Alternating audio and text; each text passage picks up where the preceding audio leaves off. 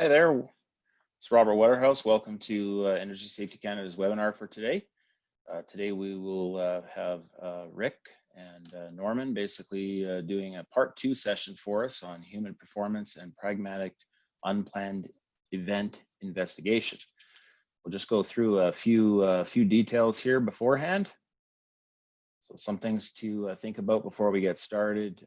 Basically, there's ways to interact with us during the session. You can use the chat function to ask questions.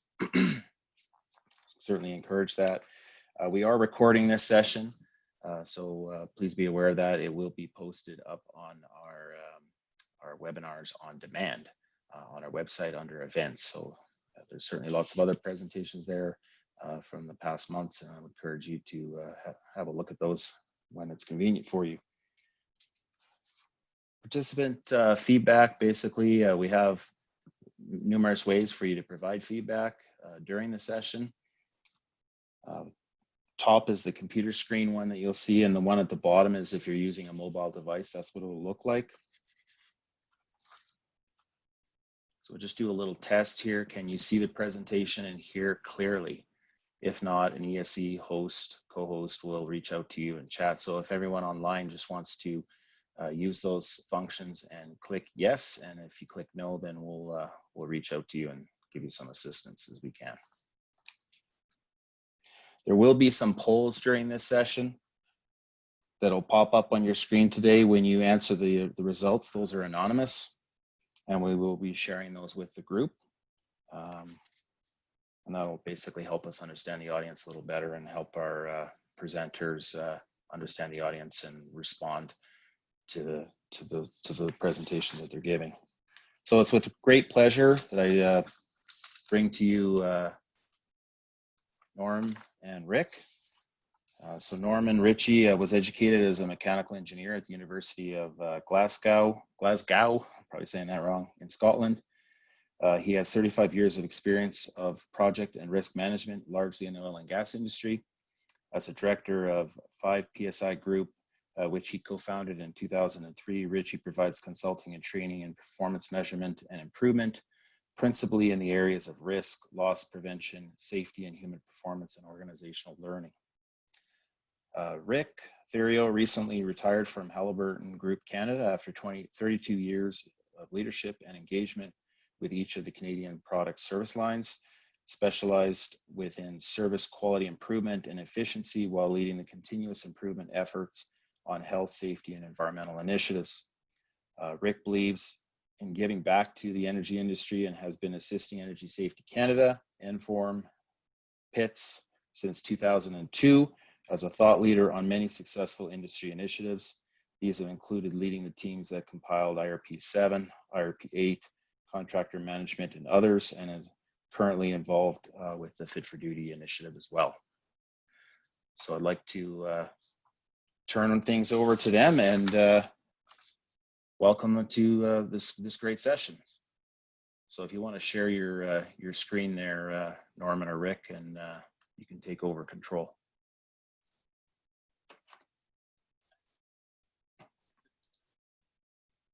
I'll stop sharing mine.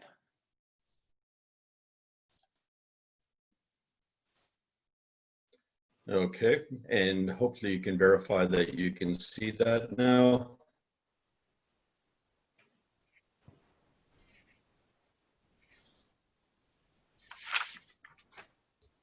Well, thank you, Robert and Andrew, for hosting the webinars, and for Energy Safety Canada for actually putting this all together and making sure that we still have the ability to go ahead and share best practices and learning through this whole COVID-19 piece.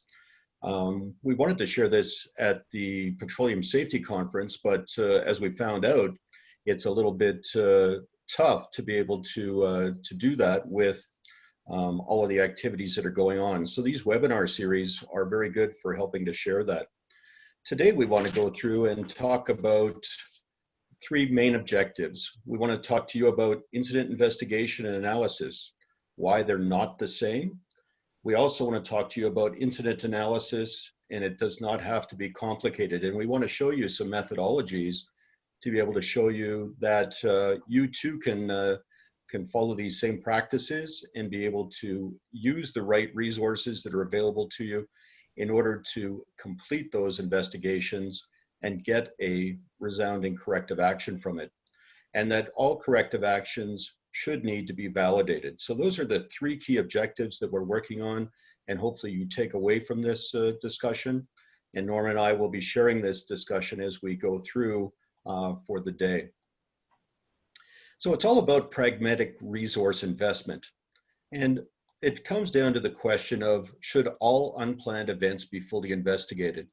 And in the previous webinar, we talked about, is it a good thing to investigate all incidents? And do each one of those incidents really require the amount of investment that are taking place in the, in the situations that are there? So when you look at the root word here, when you look at investigation, you really are talking about investment and how much current resources are you willing to spend in order to learn from the activity that you just completed.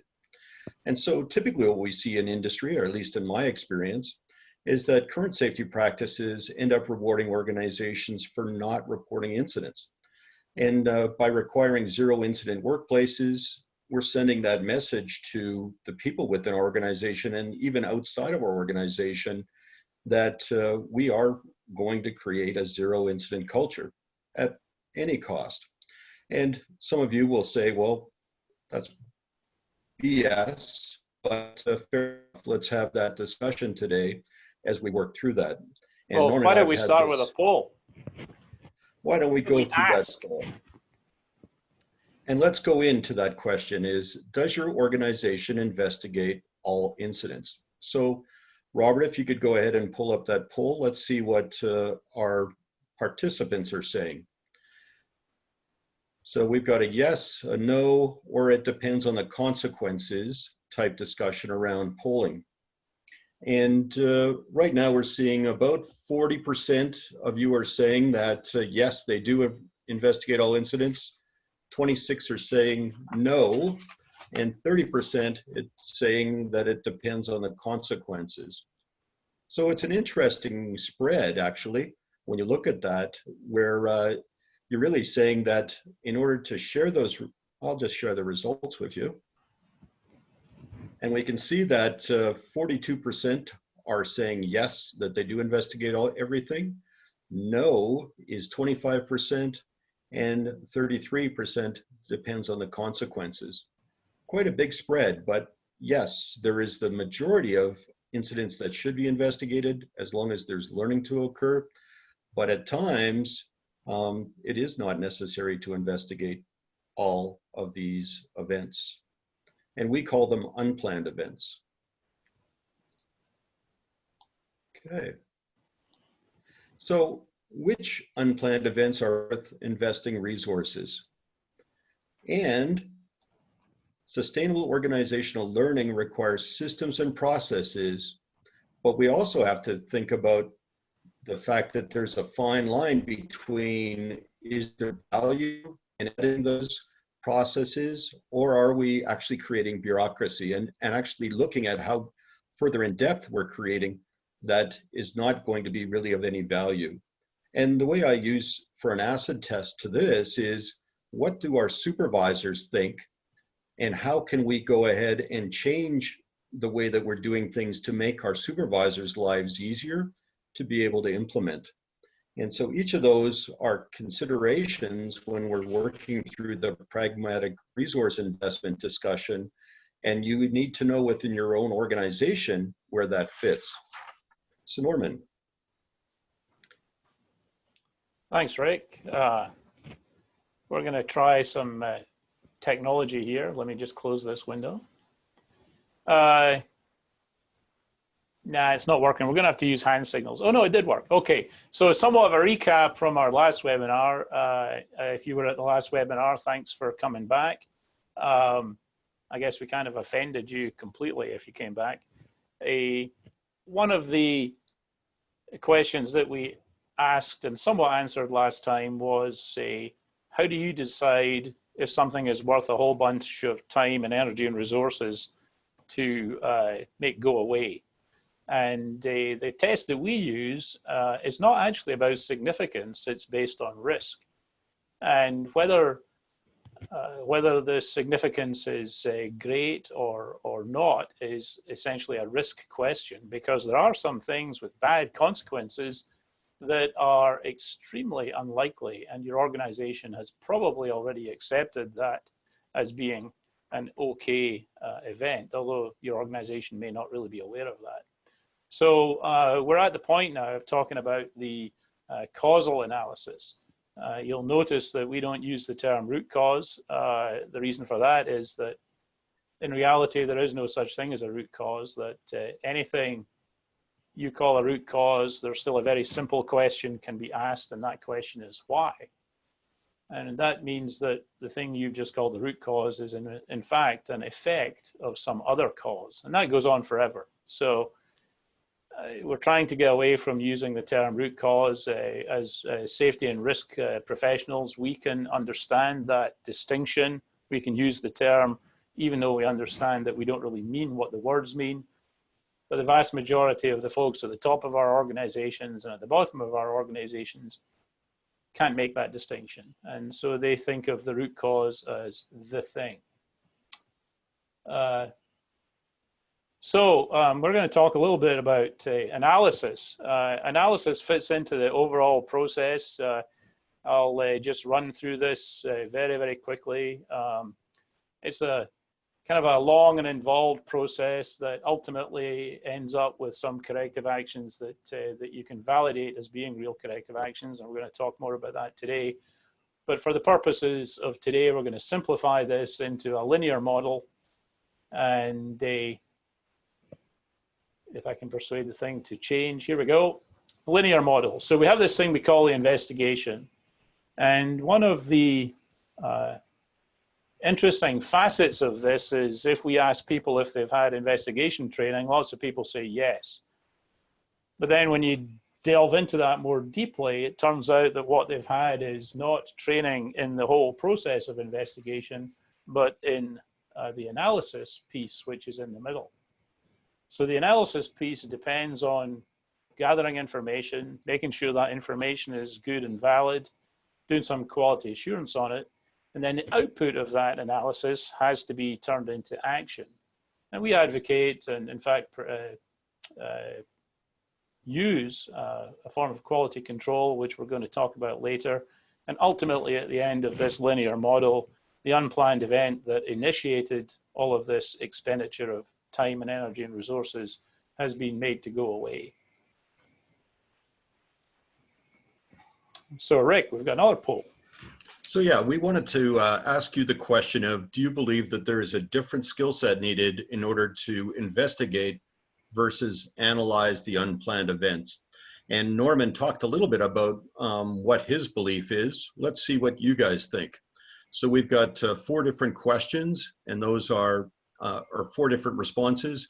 And those are no, but some events require subject matter expertise. Yes, investigations have a process all of their own, or yes, investigation and analysis are 2 different skill sets.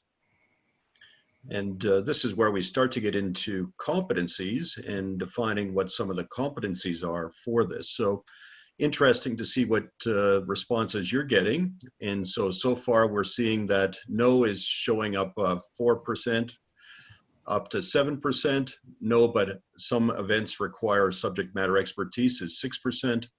Yes, investigations have a process of their own at 16%. And yes, investigations and analysis are 2 different skill sets. So it's kind of interesting to see that number. And so we're sharing the results with you right now, and we're seeing that 73% of you felt that investigation and analysis are 2 different skill sets. And it's an interesting point, and I think we can carry on with the discussion at this point. I think that's an excellent result, because that's a question set that we use regularly, and the answers we obtain are often radically different. That folks have received very little in the way of data gathering, evidence gathering, and so on. What is this? Oh.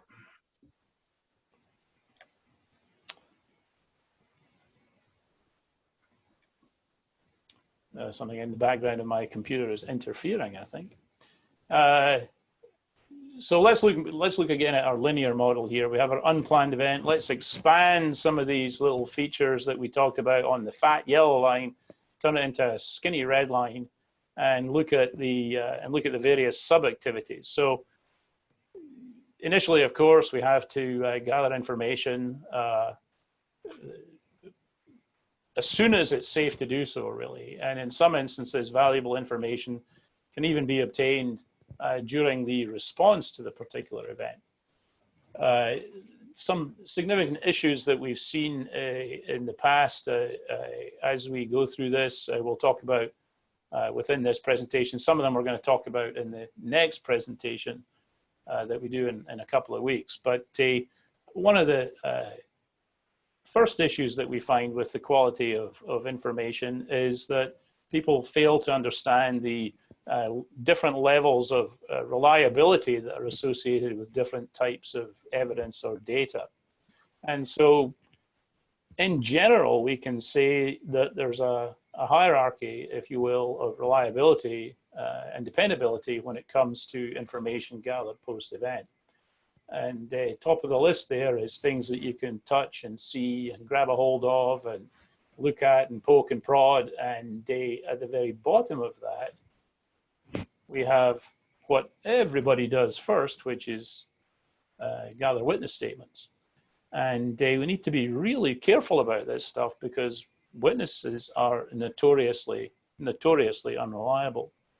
One of the tests that we do in big workshops is to just suddenly stop and tell everybody to look at the facilitator and then ask them what time it is. And of course, you get a wild variation on the responses to that. But I guarantee you, when you take a witness report, they'll know exactly, precisely to the minute or even to the second when the unplanned event occurred, which is absolutely not realistic. Now, we can't help ourselves. We're always going to do this. We're always going to gather witness statements. And in some instances, that's all we've got. Sadly, this week, we've been involved in a fatality investigation where the only real information available to us is the statement of a witness. And unfortunately, it's very difficult to reach any kind of reliable conclusion based on that. And yet, in an instance like that, you're going to have to do something. There's those of us who were here in the last webinar will perhaps remember the logic versus reality and the pragmatism that's required when high levels of consequence are suffered. Now, we have developed a couple of tools, and this is a little aid memoir which we've put together. When we are doing interviews, we use this to help keep ourselves and the witnesses on track. It's if you want one of these, drop Rick an email and he'll send you one. It's got an evidence gathering checklist on one side and sensible questions to ask witnesses on the other. We sometimes have to use witness statements, and that's just a fact of life. Okay, I didn't push any buttons. Rick, did you push a button, you bad boy? I was trying to go into the chat box, but it moved it. Sorry. I just can't get help nowadays. All right, where were we? Good help. Yeah, so the other thing we've put together, and some of you may have seen this before, garbage in equals garbage out. And so there's a quality assurance test that we apply to the information we're going to use in our analysis. And it's a very simple one, data quality ladder, and any piece of information we're going to use in our analysis, we're going to apply one of these words to. I'm sure if you look at these words, you can very quickly determine which ones are valid to use in order to analyze an unplanned event. At the end of the unplanned event analysis, you're going to do some stuff, and that stuff's going to cost money and quite possibly add bureaucratic friction into the organization. So you better be doing it based on a reasonable set of information. We rely on the top two, and anything below the top two we're very, very, very unhappy if we get forced into a position where we're going to have to use those. So once we decide we've got a decent set of data, we're going to proceed into analysis. And the first thing that we do is, and I recommend this to everybody because it gets away from one of the things that was just highlighted in the poll, that what matters in an incident investigation is not the consequence. And once you've decided that an event is worth your time and energy and resources, the consequences are actually irrelevant. They no longer matter, and they should no longer have any bearing, logically speaking, on the way you proceed. Here's a way to think about that. The harm is downstream of the unplanned event. The unplanned event is the moment where reality diverges from what you expected, what you planned, and what you desired.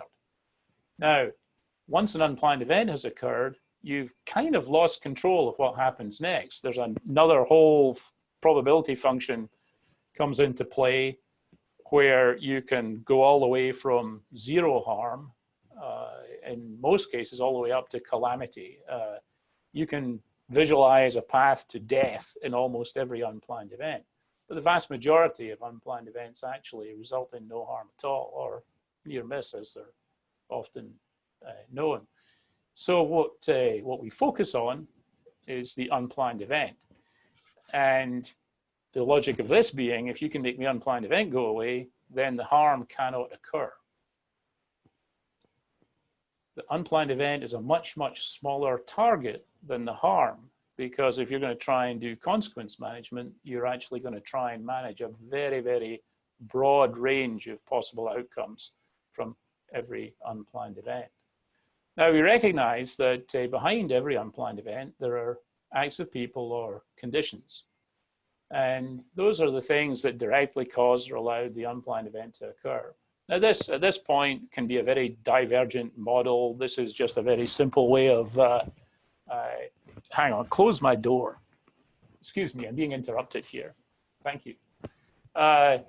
The model can diverge here into a number of branches, but we want to try and keep it as simple as we possibly can. So we're just going to look at the single act or condition here, and then underneath that, clearly there are reasons why these acts happened or the conditions existed. So the next thing we do is we look at that unplanned event, and we look at the complexity of that unplanned event and apply an analytical tool that's suited to the level of complexity, because the more sophisticated a tool we use, the more resource intensive it's going to be, the more time it's going to take, the more energy it's going to take, the more resources it's going to take to actually utilize it. I'm sure some of you have been in RCAs that have gone on for days and involved 4 or 5 people. Well, you'll be possibly surprised to hear that the fatality we've looked at this week, we were able to resolve in approximately 30 minutes because it was a logically straightforward event. Of course, that's very difficult to put forward to the outside world because the consequences are so high, and we talked about that last time, so we don't really need to go into it again. So, spectrum of tools that are going to be appropriately sophisticated for the complexity of the unplanned event. We start with a very simple one called 2-box, which is in fact so simple that most people believe it can't possibly work. Then we'll do what we call 1Y, which is about human performance. I'm going to talk about both of those things today. And then we can get into your 5Ys, your 3-legged 5Ys, and all the various flavors of Ys. And then at the top end of this, you've got your high intensity cause and effect analysis tools. And then there are even levels up above that for extremely complex events. What's interesting, if we were to overlay a frequency chart onto this, we would find that the vast majority of unplanned events are resolvable at the bottom end of this and simply do not require some of these heavier duty tools to resolve. Now, if we were to be operating in a world of infinite resources, then this kind of thing wouldn't matter because we'd be able to do deep dives on absolutely everything.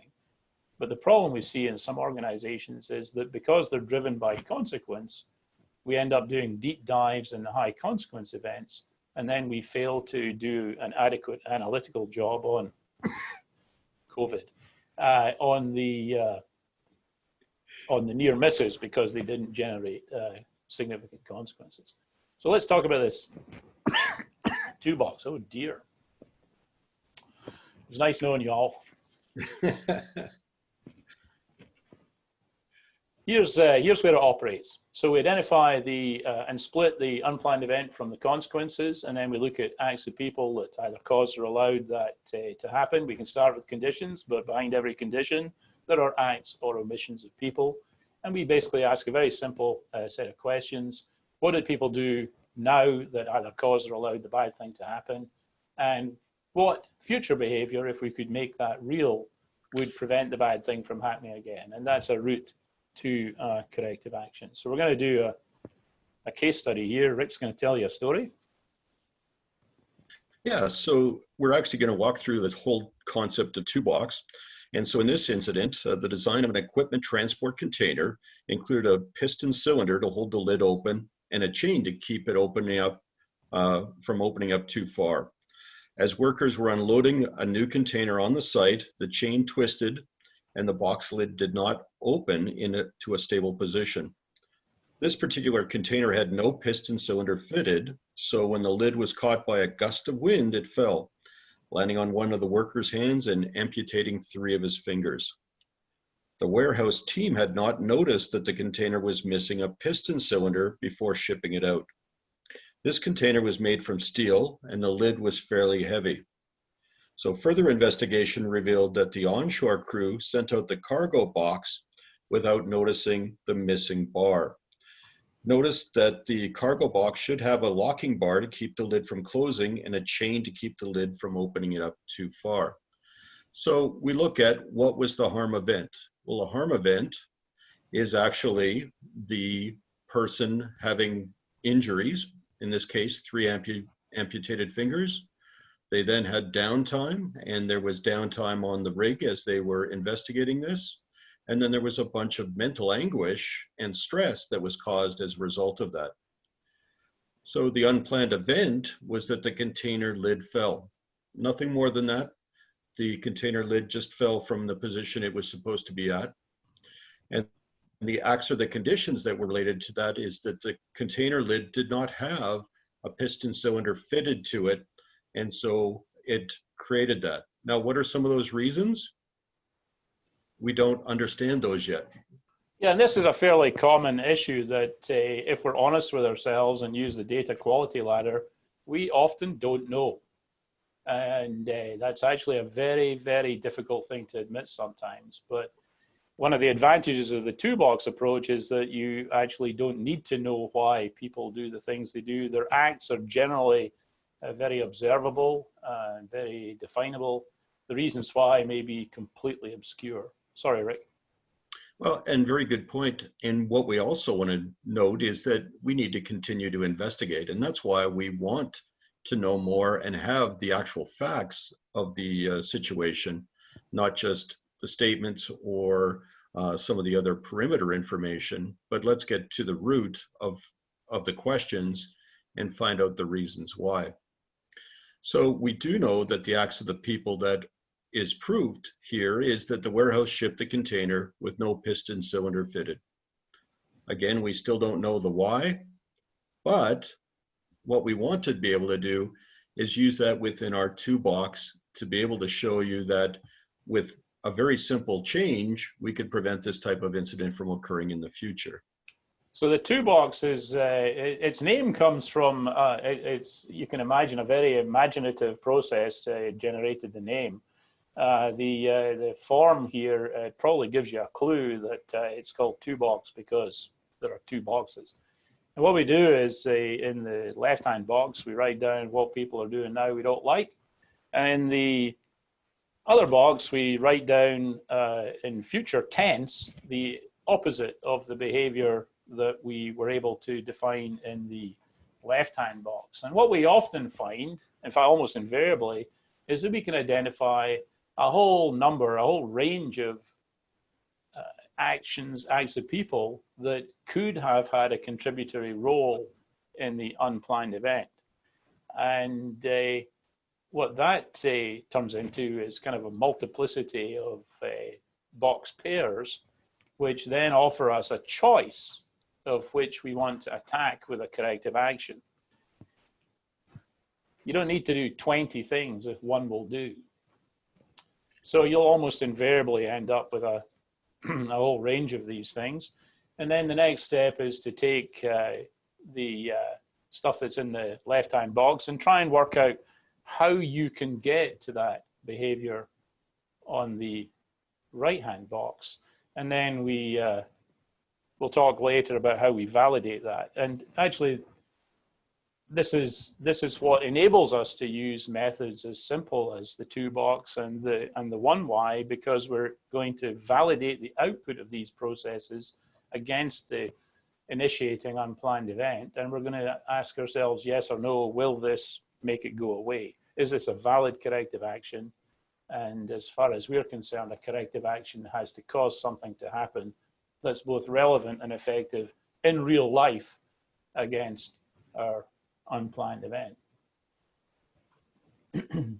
So the next, if we find, and what we do is we have a goal with the 2-box, and if the 2-box works, then we win. And if the 2-box is unsuccessful, it just means the event is a little more complex. And so then we're going to move to the 1Y, which is around why people do the things they do. And it's those of you who were here last time will quite possibly remember that we talked about 4 flavors of human failure: the slips, the lapses, the mistakes, and the violations. And the 4 flavors of human performance solution, which are focus, verify, mistake, leads to an inform type corrective action, and violation is all about motivating people to do the right thing. Now, we don't plan to go into this in a whole lot of detail this time because we kind of did that last time.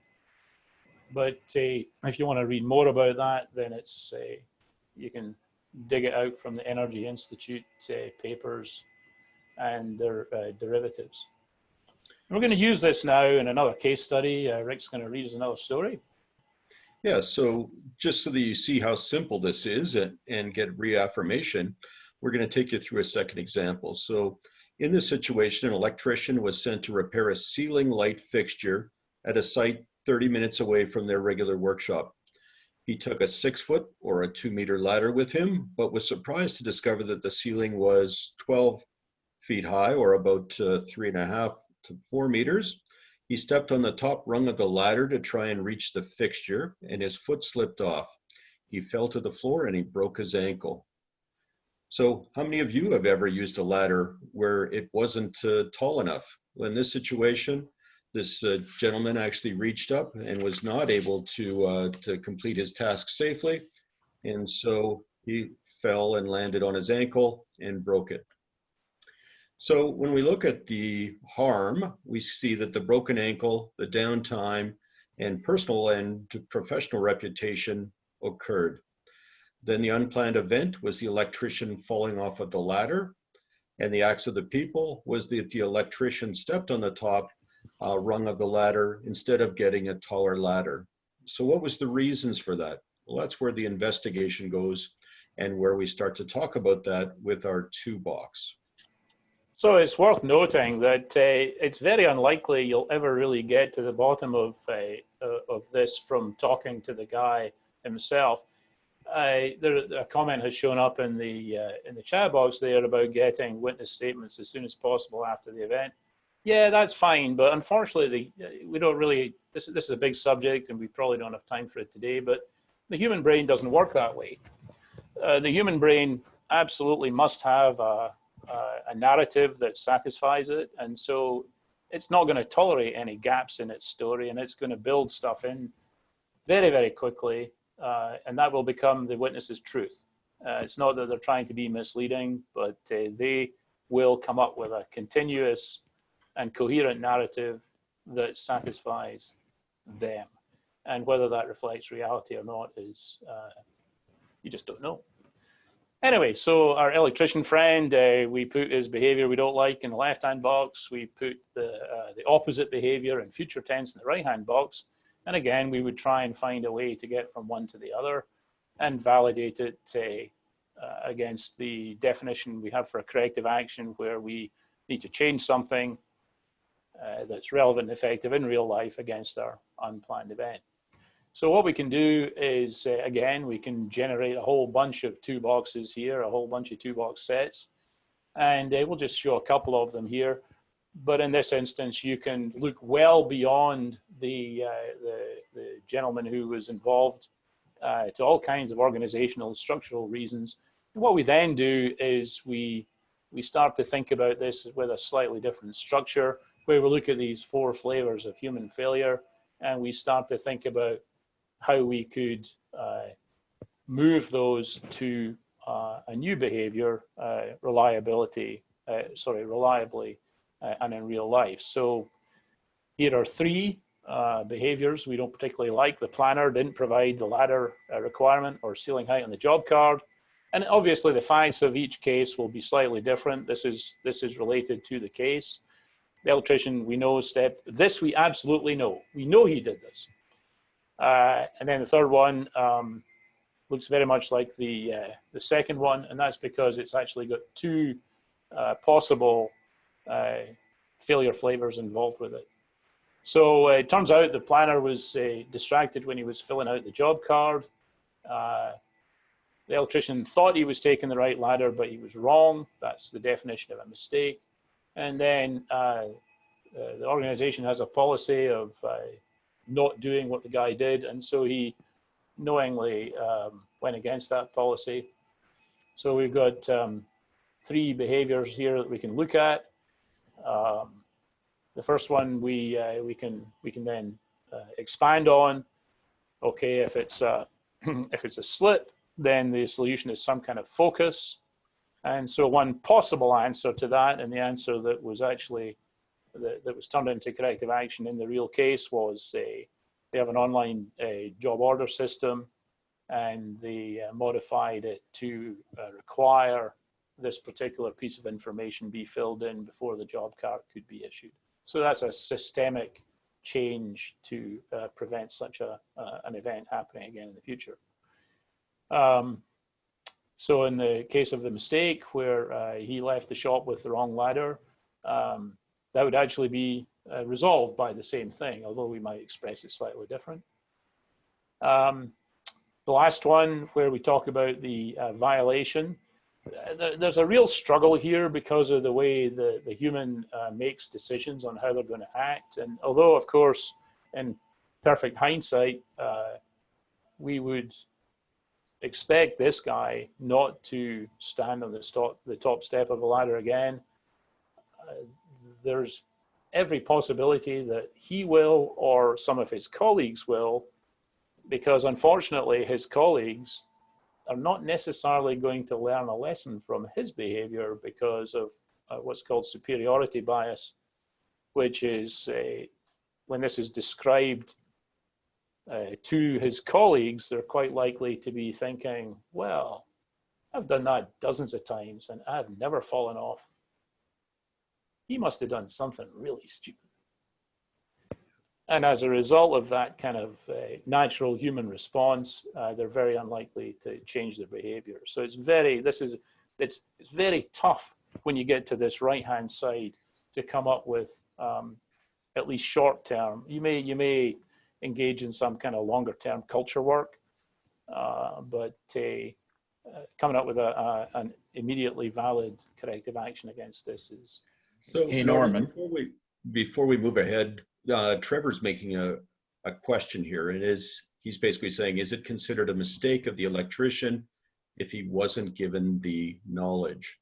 Okay, that's a great question, and that kind of goes back to what we talked about last time, and by some miracle, this next slide somewhat addresses that. The definitions of these four flavors of human failure are On the left-hand side of this particular chart, the action errors are slips and lapses over which the human has no active control. The thinking error is what we call a mistake, and it's either information-based or knowledge-based or some other factors. And that is an innocent error. That's why the dotted line goes up to the inadvertent at-risk action, because the perpetrator of the thinking error believes what they're doing to be correct, but they're wrong.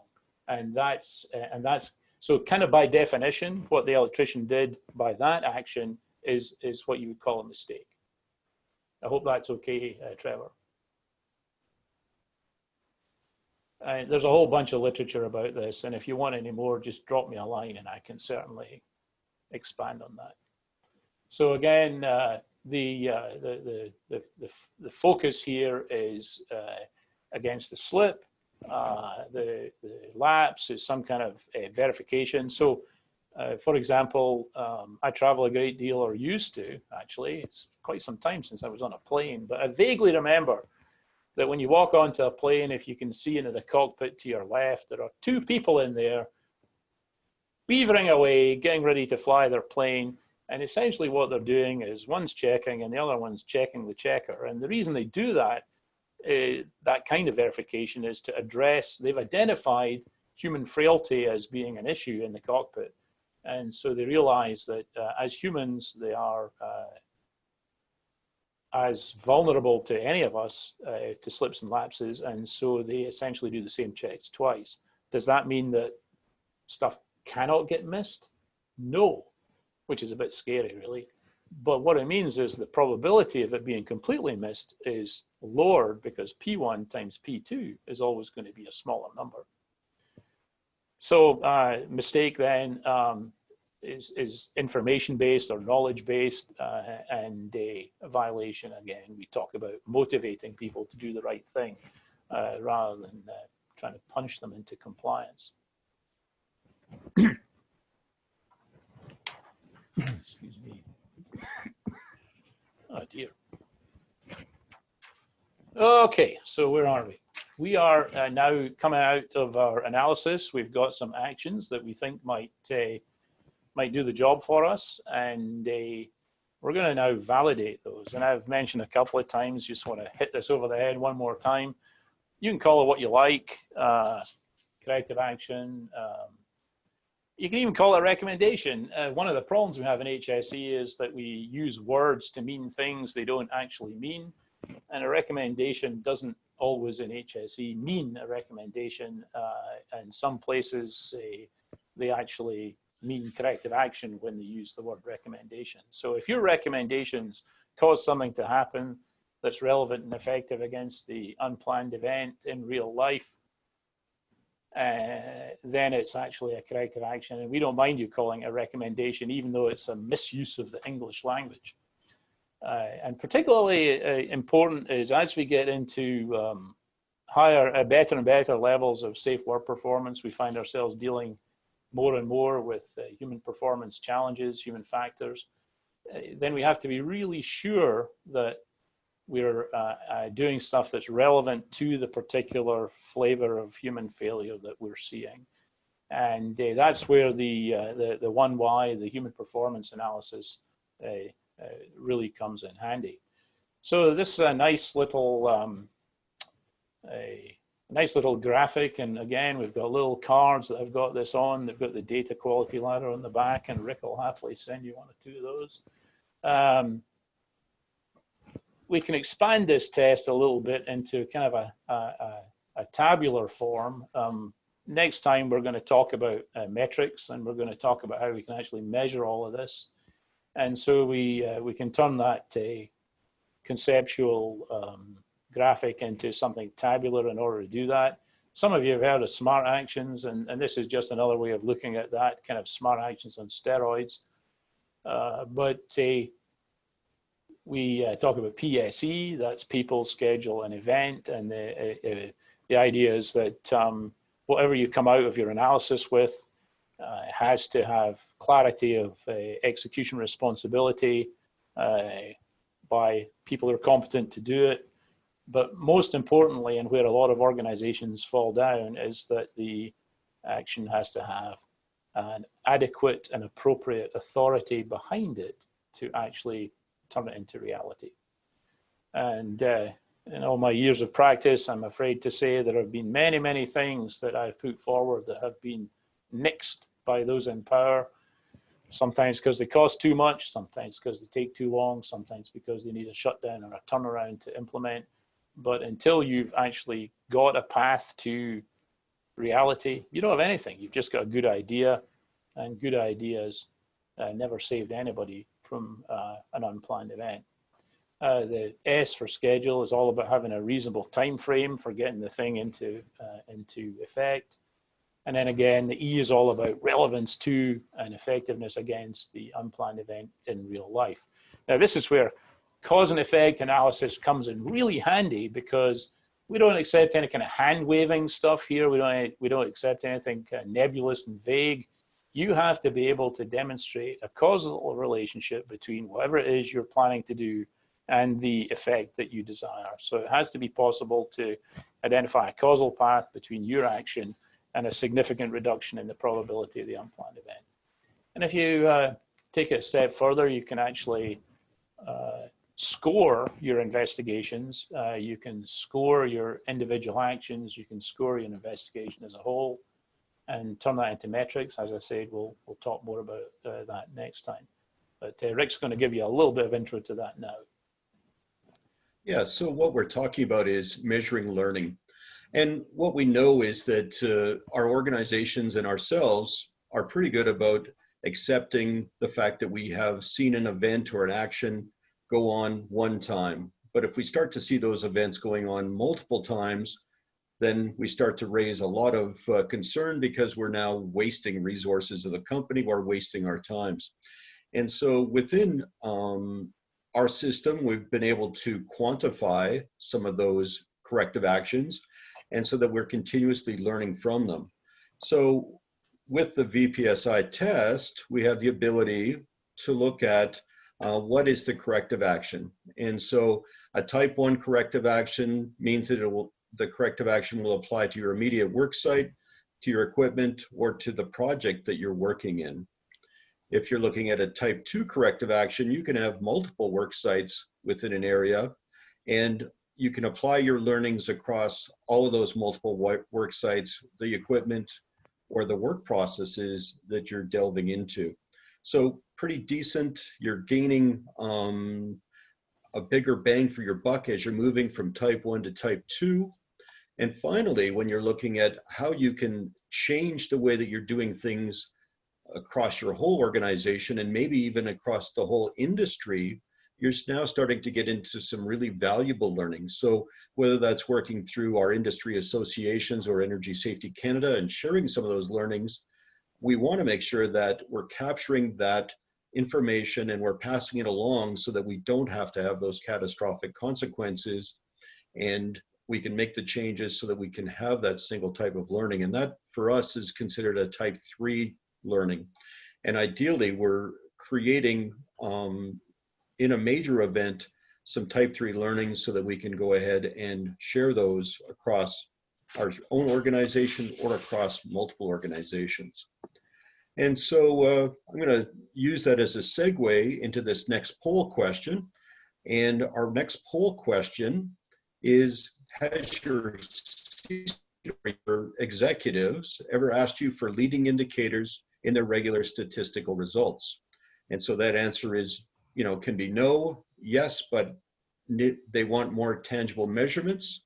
Yes, but they do not understand what they're asking. Yes, but organizations do not have the capacity and capability to produce them, or basically a combination of B, C, and D above. And right now we're trending kind of all over the place. We've seen that no, it hasn't been asked about 20% of the time. And we're seeing yes, 12%, yes, but they don't know what they're asking, about 11%, and all of the above, which is the B, C, and D, about half of the time, 48%. And so we've got 24 people who have responded so far, which is a decent result. And we can see that 50% believe that, yes, they have, they want more tangible measurements. They're understanding what they want, and they don't have the capacity or capability to produce. And I just had a mistake myself right there where I skipped one word where it was they are not understanding what they're asking. So that's where we can educate and stuff. So when we come to the next webinar, we want to actually discuss these kinds of areas where we can use leading indicators in order to demonstrate to your C-suite that all of the good things and the learning that can be brought to the table.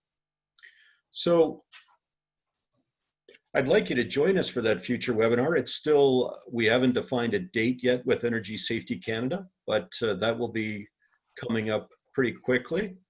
And I want to just let you know that what we covered today was that we wanted to have 3 of our key objectives met, which is what incidents should be investigated.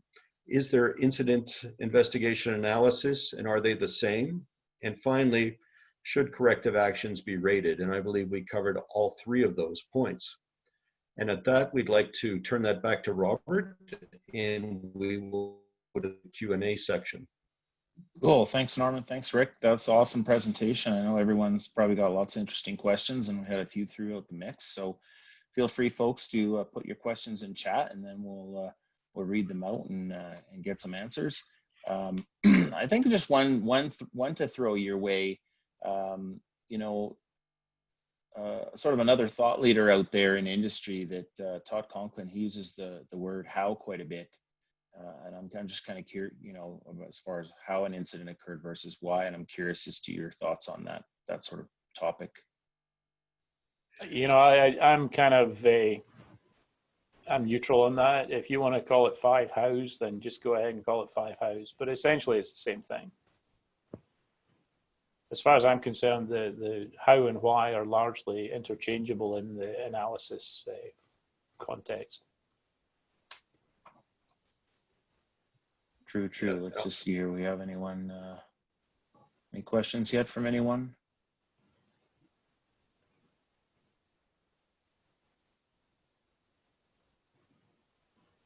I certainly think that, you know, sort of my experience, you know, the analysis piece is definitely something that a lot of people get sort of trapped up with, right? I mean, they take what data they can. They do very detailed analysis on many cases on very poor quality data, and then come up with recommendations. And often at times people in the field will kind of give their head a shake and say, what's head office thinking? Because they were on the site and they had, you know, pretty tangible understanding of what occurred, and yet they come up with these corrective actions that seem to be coming out of left.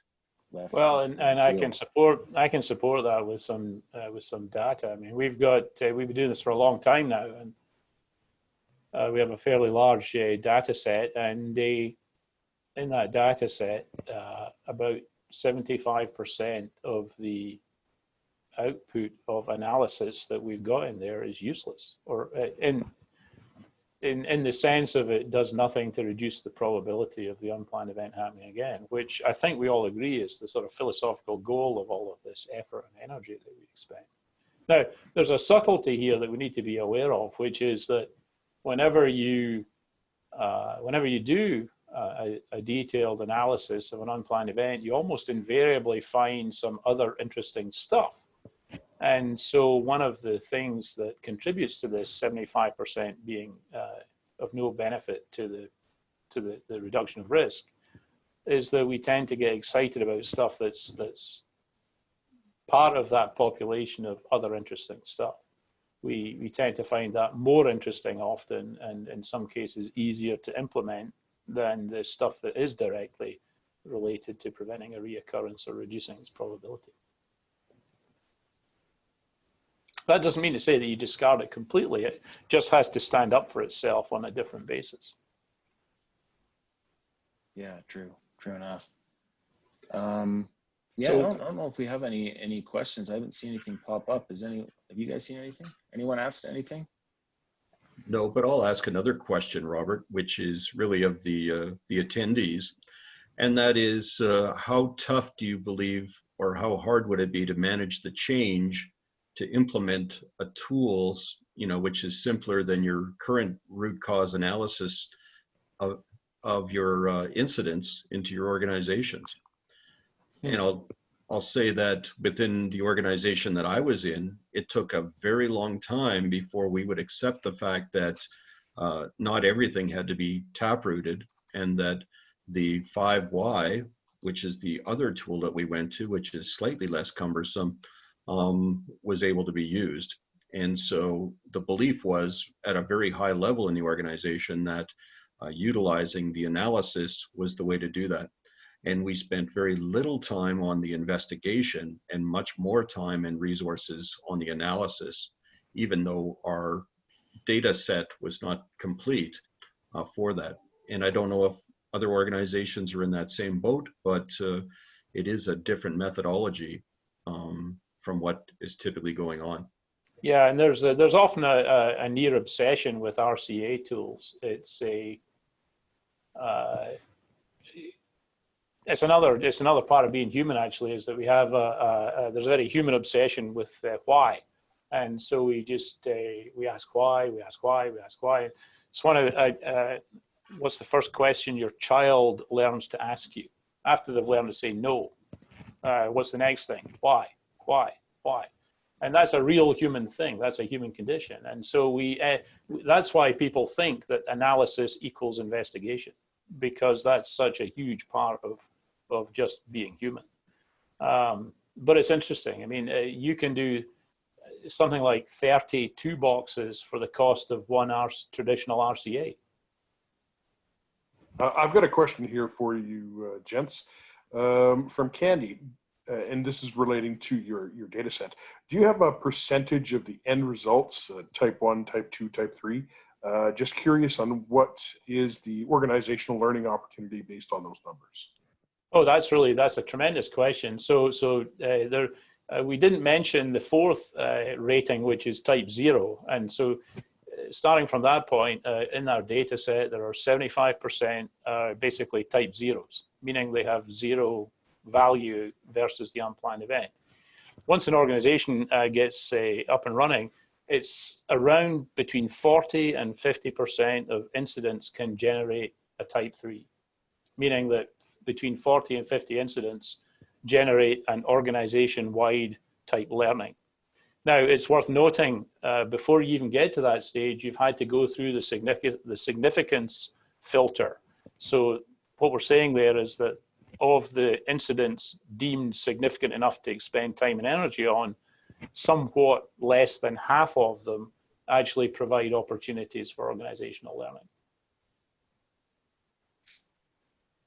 We have a bunch of different questions here. I'm not sure we'll be able to get to all of them, but here's one. I think that internally our organization would have a smooth shift over time. We are traditionally able to adjust to new ideas and processes.